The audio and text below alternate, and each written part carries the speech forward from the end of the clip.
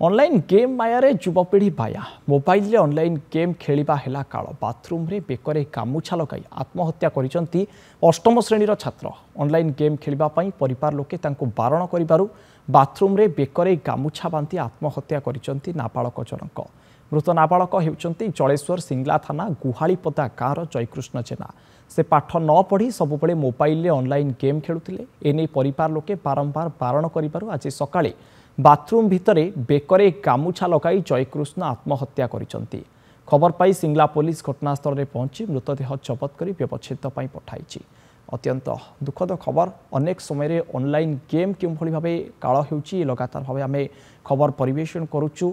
तेणु जीवन हारिचंती वर्तमान अष्टम श्रेणीर छात्र जहाँ खबर आसूची घर लोक जितेबाला ऑनलाइन रे गेम खेलवाई बारण करिसंती सेतबेले ये छात्र जनक एभली पदक्षेप नहीं सब मोबाइल घाटे खेले से गेम खेले यूट्यूब देखे सब देखे तेणु ता माँ सब रागी टे बोधे से सब कम कर फ्री फायर गेम खेले यूट्यूब देखे स्टाटस करे माने ये फेसबुक ये करे से सब माने पढ़ापढ़ी टे न देखी से मोबाइल फोकस करे। हाँ बारण कराई सेमती ना जे ये कराई बारण कराई तथापि से तो खेले मना करें माँ कम करने समय किसी कही मे भी अधिक आलोचना करबा घटना को नहीं फोन लाइन जोड़ी होती जलेश्वर रिपोर्टर शंभुनाथ दास। शंभुनाथ, अत्यंत दुखद घटना ऑनलाइन गेम कि भाव काल हो लगातार भाव खबर सामना को आसूची जितेबाला मोबाइल गेम खेलवाई युवक जन को मना करिसंती परिवार लोके ये छात्र एभली पदक्षेप नहीं। अधिक सूचना कौन घटना को नहीं शंभुनाथ?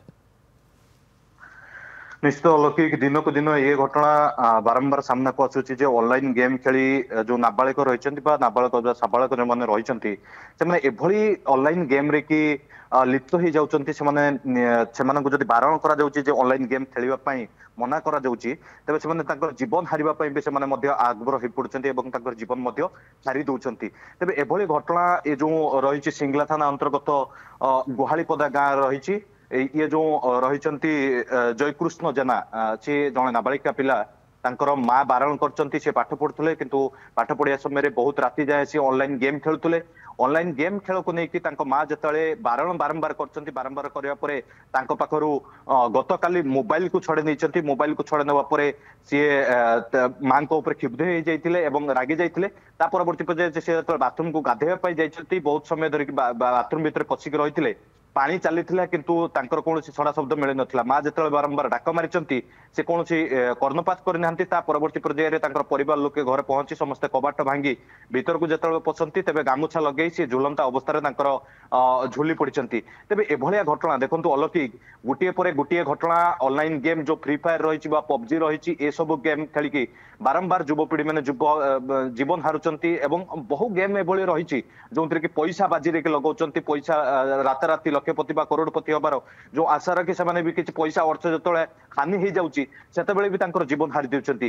तेबे एभलिया घटना बेस सबु बेले चर्चार केन्द्रबिंदु पलटिछि। तेबे ए सब गेम उपरे निश्चित भाव में रोक लगेबार आवश्यकता रही जो मामू रही नाबालिका मामू जो जयकृष्ण जेना मामू रही सी यहाँ कहते जे आगामी दिन में आउ कि पिलांकर जीवन न हारंतु से गेम रे कि लिप्त होई एमाने जीवन न हारंतु सेतिपई से निवेदन करछंती। अलौकिक निश्चिंत भाव ये अत्यंत दुखद घटना जहाँ परिवार लोके अन्य मानक निवेदन करिसंती जे जदि पिला माने मोबाइल गेम रे दीर्घ समय धरी लिप्त रहउचंती किंबा ये ऑनलाइन गेम खेलुचंती तेबे निश्चिंत रूपे से मानक या करिबारु बारण रुहंतु। बहुत बहुत धन्यवाद शंभुनाथ अधिक आलोचना करथिले आम सहित।